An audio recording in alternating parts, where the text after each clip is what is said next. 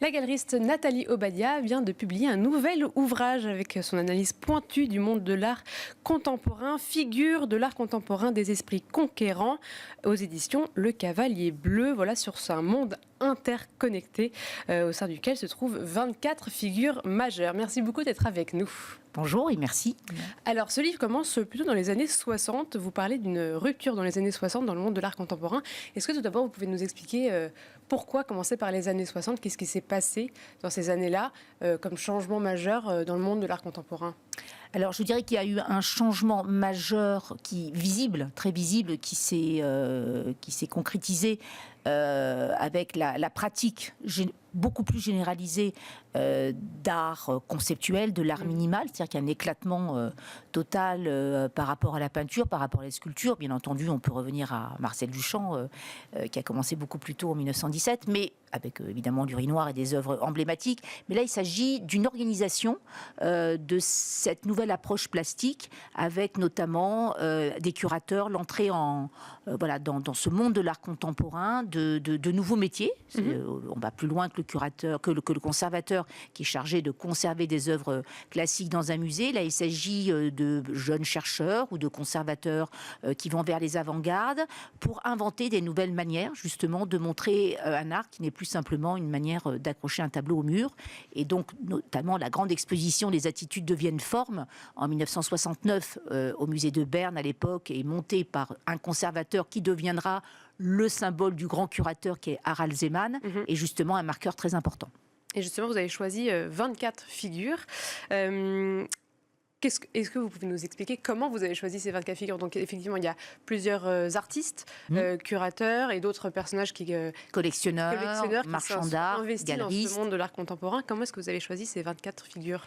Alors, 50 ans après, j'ai voulu faire le portrait de destinées qui ont marqué justement ce monde de l'art contemporain au sens large, économique, culturel, géopolitique, et qui sont restés influents ou qui restent influents. Encore aujourd'hui, malgré leur décès. Malgré leur décès ou le fait qu'ils soient très âgés pour certains.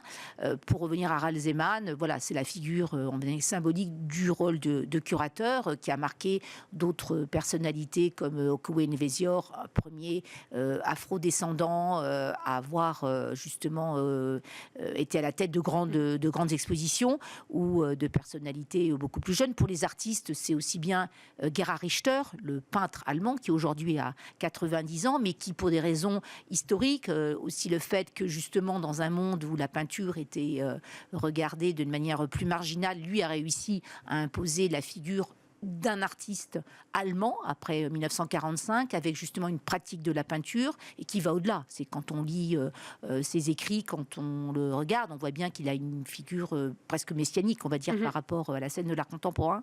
Et aussi pour des collectionneurs, pour parler par exemple de François Pinault, qui justement a réveillé la scène, la visibilité de la France sur la scène de l'art contemporain, en devenant un des acheteurs principaux au niveau mondial de l'art d'avant-garde, et aussi en ouvrant évidemment des fondations ou des collections à Paris et à Venise. Oui, parce que pour les artistes, c'est vrai que les autres, on voit bien comment est-ce qu'ils ont agi. Pour les artistes, c'est vraiment des... Donc, vous avez cité Richter, Invader aussi, Jeff Koons. Ce sont des artistes qui sont allés au-delà de leur pratique artistique. Pour vous, ce sont des artistes qui ont pu avoir un ruissellement, qui ont pu avoir un impact sur leur monde artistique. Absolument. Je pense que de manière consciente ou pas, mais enfin quand on regarde justement ces personnages, et surtout chez les artistes, ils ont vraiment conscience de leur destinée. Je parle par exemple de Basquiat, qui est mort très très jeune, mais Jean-Michel Basquiat, le temps de sa courte vie, puisqu'il est mort à 27 ou 28 ans exactement,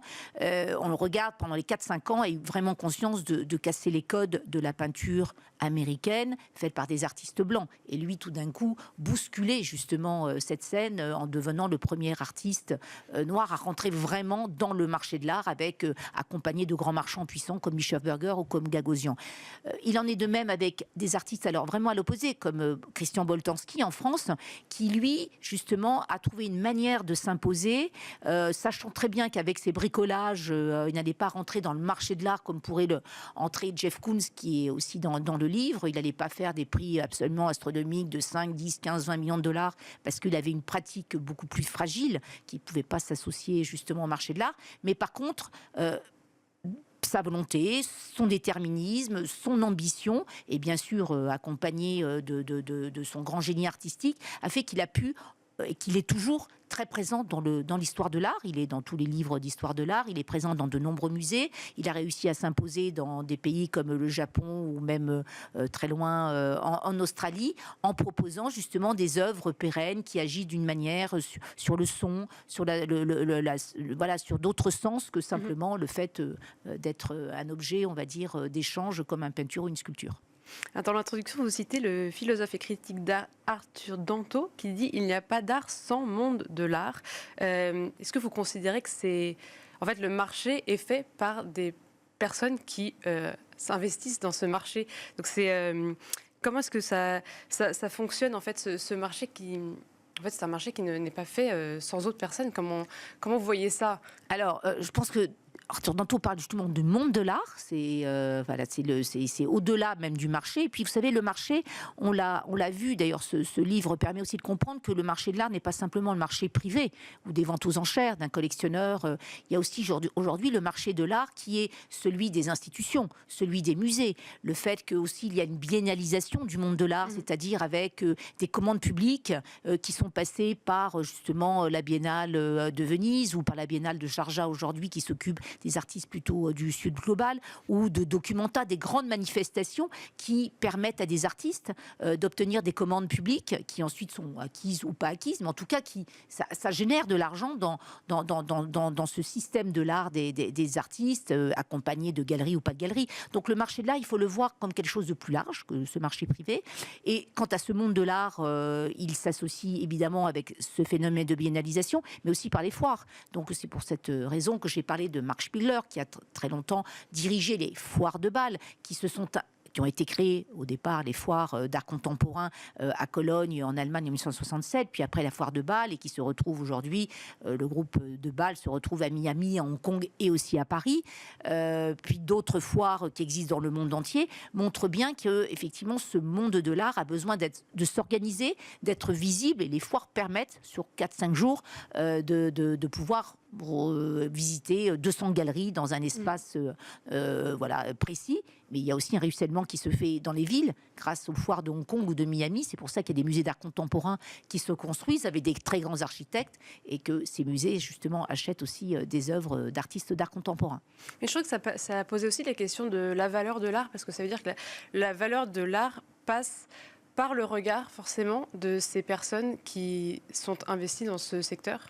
Alors, la valeur de l'art, la reconnaissance des artistes par effectivement par ces acteurs qu'on appelle les art makers ou les art players, c'est-à-dire que ce sont des personnes qui donnent des estampilles, on va dire, de validation dans le monde de l'art. Et c'est pour ça que si on revient par exemple à un exemple comme Gerhard Richter, voilà, c'est une personne qui a été accompagnée depuis ses débuts par des personnes extrêmement influentes que sont les intellectuels, les curateurs, les galeries puissantes qui l'ont exposé, les collectionneurs privés et les fondations, les musées aussi qui l'ont acquis. Donc, si vous voulez, il a tout un système de validation qui fait qu'aujourd'hui, il peut se retrouver au sommet par rapport à d'autres artistes contemporains allemands et qui n'ont pas bénéficié aussi parce que l'art, ce qu'ils font est certainement, et c'est sûrement beaucoup moins intéressant. Donc, effectivement, ils vont être moins recherchés, donc moins chers, bien entendu, sur le marché de l'art. Et on voit même que certains artistes, parfois aussi,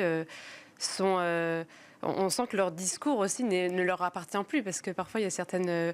parler de certains pays aussi qui réutilisent certains discours artistiques à des fins nationales, etc. Donc c'est pas forcément des fins négatives ou positives, mais c'est vrai qu'on sent que ça leur échappe un petit peu. Bien sûr, mais ça existe, je dirais, depuis très très longtemps, bien entendu. Mais pour revenir un peu en arrière, avant justement la fin des années 60, mais en 1964, lorsque Robert Rauschenberg a gagné le Lion d'Or à la Biennale de Venise, c'était la première fois que un artiste américain gagnait le Lion d'Or à la Biennale de Venise, qui existait depuis 1895. On était habitué à ce que ce soit plutôt les Français, entre autres. Et c'est vrai que Rauschenberg a laissé dire. C'est-à-dire qu'on a fait passer Rauschenberg comme un artiste qui répondait à la gloire américaine. Il faut se remettre dans les années 60. Voilà, c'était vraiment voilà, la grande Amérique. C'est un peu pour ces raisons-là que tout a été fait pour qu'il puisse gagner. D'un autre côté, les tableaux qui étaient présentés étaient plutôt des tableaux au second degré qui mettaient justement en cause la politique des États-Unis, par exemple en Vietnam. Voyez, mais il a laissé dire, c'est-à-dire qu'il n'a jamais dit, mais vous n'avez pas bien compris mes tableaux. Oui. C'est au contraire une critique du système américain. Donc il a laissé dire, et voilà. Et donc d'autres exemples effectivement similaires. Comment est-ce que vous voyez ce monde de l'art aujourd'hui? Est-ce que ça s'intensifie dans ces personnes qui font l'art? Comment est-ce que vous voyez cette évolution? Je crois qu'aujourd'hui, les pays, les acteurs se sont rendus compte que ce soft power artistique était très important, que c'était un outil très utile, avec des ramifications très larges. Je pense notamment actuellement à l'Arabie Saoudite, qui est en train de vouloir être un acteur très important sur le plan international, mais aussi au Moyen-Orient, enfin dans le Golfe. Ils veulent se montrer très puissants à côté du Qatar, à côté des Émirats arabes unis. Et on voit bien qu'il y a une action très précise qui se sert des arts plastiques pour justement montrer qu'ils rentrent dans le cénacle des pays modernes, qui se modernisent, comme a pu le faire aussi par exemple la Turquie. La Turquie, d'un côté, il y a Erdogan, il y a plutôt un retour à l'islamisme, enfin un retour, il y a une présence de l'islamisme très traditionnelle, mais d'un autre côté, il y a un nouveau musée d'art contemporain qui a ouvert il y a 2 ans, construit par Renzo Piano, un des plus grands architectes qui a aussi cité. Voilà, qui était aussi un chapitre dans le livre, exactement, puisqu'il a aussi créé le Centre Pompidou et des merveilleux musées dans le monde entier. Donc c'est une manière pour la Turquie de montrer que d'un côté, voilà, ils se détachent d'une espèce d'occidentalisation et ils ne veulent pas être rattrapés par d'autres grandes puissances. Mais d'un autre côté, c'est un pays qui se veut moderne et qui, grâce à ce musée qui est magnifique sur les bords du Bosphore à Istanbul, veut montrer qu'il est ancré dans la modernité et dans l'art contemporain, même s'il y a bien entendu des censures plus ou moins présentes.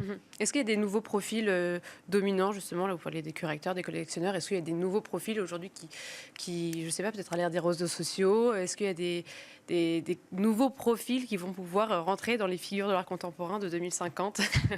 Oui, bien entendu. Je pense il faudra regarder attentivement tout ce qui se passe autour de l'art immersif. Je parle notamment, alors, un artiste justement d'origine turque, un artiste, voilà, qui est oui, plus qu'un artiste en tout cas, qui s'appelle Anadol, et voilà, qui fait en ce moment beaucoup parler de lui, puisque justement il est très apprécié, il est acheté par des grands musées, par des grandes sociétés, pour occuper des espaces très grands. C'est vrai qu'aujourd'hui l'ouverture de tous ces musées dans le monde entier, l'attraction de l'art par d'autres entreprises fait qu'il va y avoir d'autres manières justement d'entrer dans le monde de l'art. Donc ça, on va le voir dans les années à venir. Merci beaucoup Nathalie Obadia. Je rappelle que vous êtes donc autrice de Figures de l'art contemporain des esprits conquérants aux éditions Le Cavalier Bleu. Et merci beaucoup à tous et tous de nous avoir suivis. C'était Art et Marché.